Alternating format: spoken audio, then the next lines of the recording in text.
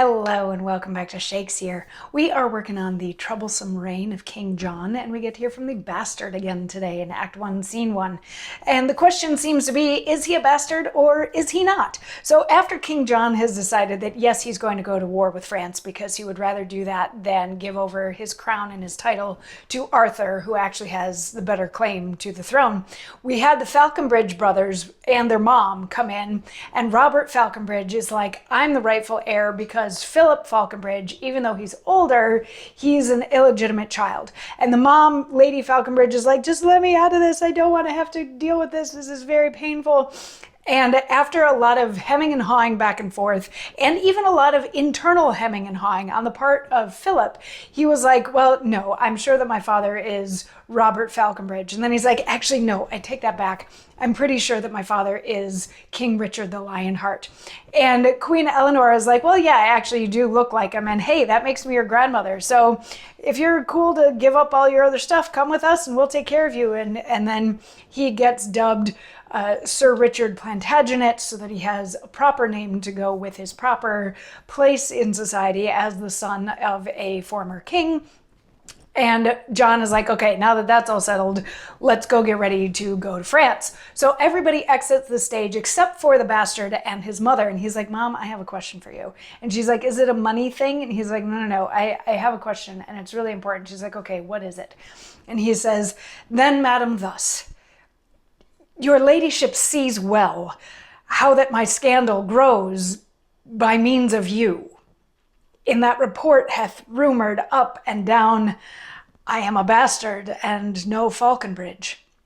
This gross attaint so tilteth in my thoughts, maintaining combat to abridge my ease, that field and town and company alone, whatso I do, or wheresoe'er I am, I cannot chase the slander from thy thoughts.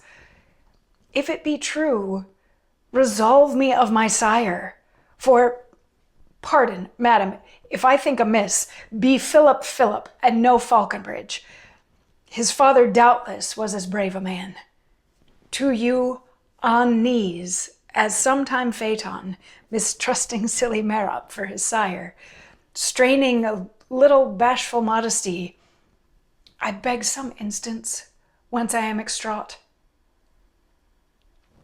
So even though they've just settled his parentage in the eyes of King John and Queen Eleanor, he still wants to know who his dad is. And that's what this question is. He's like, Mom, you can tell people are talking about this all over the place, whether or not I'm a legitimate child or not. He's like, this haunts my thoughts all the time and I can't get it out of my head. And he's like, if I'm wrong, I'm wrong. I'm sorry. I'm a Falconbridge, but there's a possibility that I'm not. So he kneels down and says, please, I don't like having to ask this, but please just tell me who my father actually is.